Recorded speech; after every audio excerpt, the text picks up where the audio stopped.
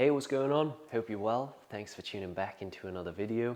Today, I'm going to cover a topic I actually get asked about very often, and that is why you don't progress with calisthenic skills. And things that can come into this topic is when is the right time to progress into calisthenic skills?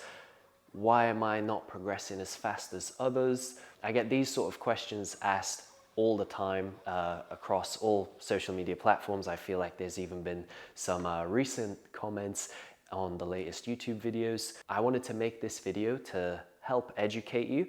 And what I'm actually going to do is I'm going to train. I'm going to do my sort of skill training at the beginning.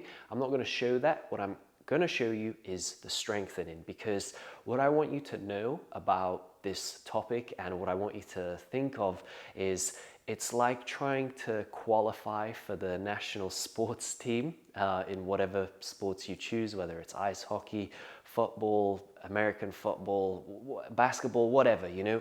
To qualify for the national team, you have to go through certain stages to get there. And it's kind of the same when it comes to learning calisthenic skills and when it's time to start learning them too. First, you have to build that strength, and you have to be honest with how good you're doing the exercises.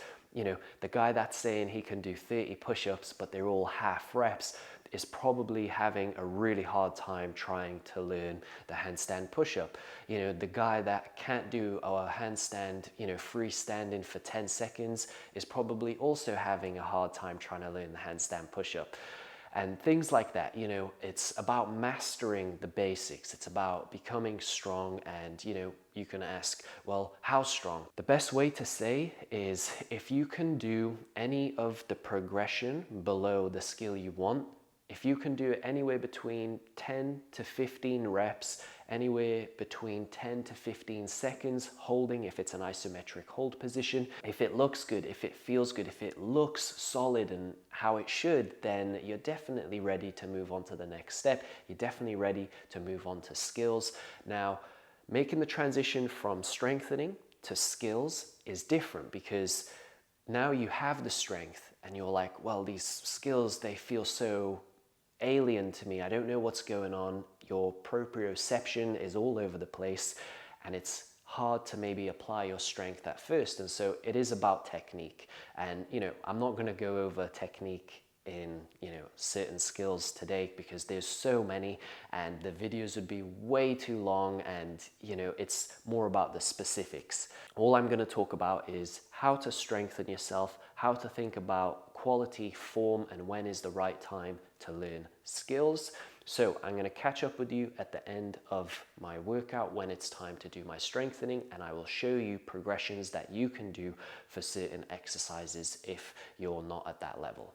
Okay, so now that I've finished the workout, I'm going to move on to the strengthening, and I'm going to show you 4 exercises that you can consider to add to your routine. Now, it's going to be 2 push and 2 pull. Now, I'm going to show you 2 different variations. So basically, I'm going to do 8 exercises, and I normally wouldn't do this, but for the purpose of this video, I'm showing you. So I've already trained, I've done my training, and now I'm just going to show you the extras. I'm going to show you 1 harder variation and 1 easy variation. So the first exercise that you can add to your routine, now this is going to help strengthen anything planche related. So we're going to work on pseudo push-ups and planche lean presses. Okay, so what you're going to want to do is, this isn't going to be a planche lean tutorial, but you're going to want to try to enter your planche lean in the best form possible. And then what you're going to want to do is we're going to perform pseudo push-ups. Now the goal is to keep your hands in line with your waist as much as possible, and you're constantly maintaining a lean forwards. You're not going up and then pushing back like this, because then you're taking away the tension off your shoulders, and you're constantly trying to hold your leverage, and you're constantly trying to have all of your weight forwards. So it's really important to imagine to not push from here like a regular push-up, but to push from your waist. So you have to lean forwards onto the shoulders. Like I said, it's not a planche lean tutorial, so I'm not going to show you all the little different techniques you need to make, but pseudo push-ups is going to be a great exercise to add to your routine. And the second variation you can work on is the planche lean press. So let's begin by getting into our planche lean position. I'm going to go a bit further back so make sure you can see me. Enter in the best form possible. Once you're leaning, you're going to then look in between your hands and then press your hips into the sky through the strength in your arms like this. Boom. And then look forwards and then start leaning back into your planche lean. Keep your good form. Then again look back and press up. And you don't want to look back and bring all of your weight back here. You don't want to, go like this and then here, and you have to keep good form. Okay, so in a nice planche lean position, leaning forwards. Okay, we're going to go and press, so just in between your hands to replicate a handstand, and then back into planche lean. And that's going to be everything you need to know. And so that's 2 variations you can add to your strengthening if you do want to train towards the planche. Even if you don't, these are really good exercises for building up straight arm strength and shoulder strength. So make sure to add either of these to your routine. And if either of those are too difficult, I'm going to show you 2 easy variations and 2 easy substitute you can do if they're too intense. So the first variation for the pseudo push-up, rather than doing the planche lean and doing the pseudo push-up, you're just going to work on your regular push-ups, but what you're going to want to focus on is you're going to come down all the way, and then you're going to push up, and you're not only going to push up until your elbows are straight, you're also going to push tall with your scapula. So come down and then push all the way up. Come down, push all the way up. Make sure you keep your elbows nice and tucked in and try not to flare out. And then the easier progression for the planche lean press is going to be walk-ins. So begin by going onto your hands in a plank position. Make sure you're pushing tall with your scapula, and then what you're going to want to do is just walk your feet in and then walk back out. You don't have to come in a crazy amount, just go to where it feels comfortable and then walk back out. And this is going to be the easier variation for the planche lean press. Okay, and now I'm going to show you an exercise for pull. So this is to work towards a front lever. We're going to work on the upside down deadlift. Now this is going to be the harder variation, and what you're going to want to do is obviously have access to a good bar. So I'm going to see if this works with the microphone. And what you're going to want to focus on is getting into this L shape front lever position, and then you're going to try to raise up to the bar and then come back down.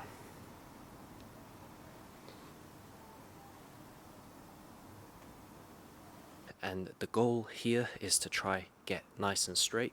Try to pull through your back and not your arms. If your arms are really bent and your hips are getting caught on the bar and you're not in a completely straight shape, it's because you're pulling too much with your arms. So the goal is to focus on keeping your arms straight and trying to pull your hand to your waist, kind of like in this motion. And if that's too difficult, then what we're going to do is work on a tuck front lever raise. So this is going to be a little bit more of a basic progression, helping you understand that straight arm lever strength. Now, I'm not trying to give too much away and make these in-depth tutorials, so I hope all this makes sense and these little tips and cues are going to help you with these exercises. So let's take a look at the tuck front lever raises. You're going to want to enter into a solid tuck front lever hold, and then you're going to want to raise up to the bar and then come back down into that tuck front lever, and then you're just going to be raising up and down like this, and try to hold that tuck front lever at the end to always finish on a high. One of my rules I always say. So try to always hold and lock your front lever in that final rep. And the next push exercise I'm going to show you is going to go towards your handstand push-up. So it's going to be a vertical push variation, and we're going to do elevated pike push-ups. Now you can use anything to elevate your feet. You know, I could have used the coffee table behind me, but I didn't really want to put my feet on this, so what I did is I just grabbed some parallettes. But if you don't have these, don't worry, you can just use anything that's going to elevate your feet, and this is going to be the harder variation. So what you're going to want to do is place your feet on your surface and walk back as far as it feels comfortable, and then make sure you're pushing tall and your legs are nice and straight. And then you're going to want to come down, and in front of you keep a solid 90-degree position with your arms. Don't come down like this, because that way you're going to overcompensate and put extra stress on unnecessary places. So to keep all the weight on your shoulders, come forwards, lean forwards, tuck your elbows in, keep a 90-degree bend, and then push up all the way and push nice and tall.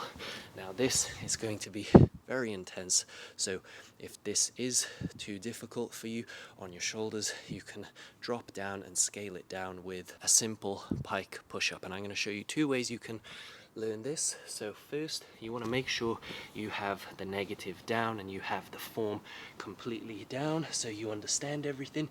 So walk it in until you can keep everything nice and straight, keep everything nice and tight. Come down, same sort of approach, 90-degree in your elbow, and then drop your knees down.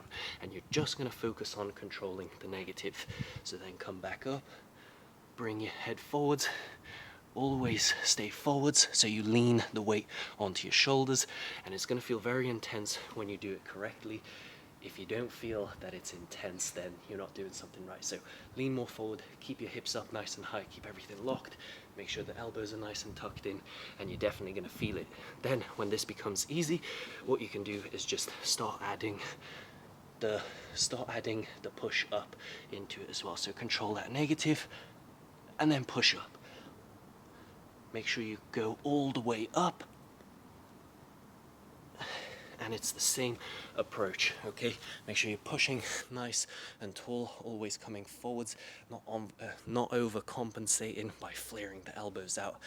Make sure it's all on your shoulders, and this is going to help work towards handstand push-up, 90-degree push-up, and things like that. So really great exercises for vertical push strength. And the last exercise is going to be the pull exercise. So the first one is going to be advanced tuck front lever pull-ups or tuck front lever pull-ups. This is going to help benefit your horizontal pulling strength and also work towards a front lever pull-up. So let's have a look at what it looks like. So to begin, you have to make sure to enter in the best form possible. So go into an advanced tuck and make sure